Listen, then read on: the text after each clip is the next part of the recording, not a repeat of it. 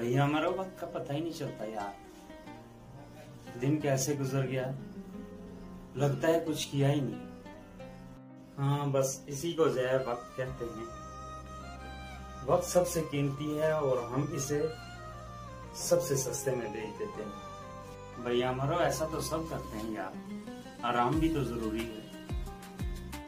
हाँ आराम जरूरी है, लेकिन अगर सारा दिन फोन, सोशल मीडिया और फजूल गप्पों में गुजर जाए ये ज़ाया है, आराम नहीं। रसूलुल्लाह सल्लल्लाहु अलैहि वसल्लम ने फरमाया, दो नियामतें ऐसी हैं जिनमें अक्सर लोग खसारे में रहते हैं, सेहत और फरागत।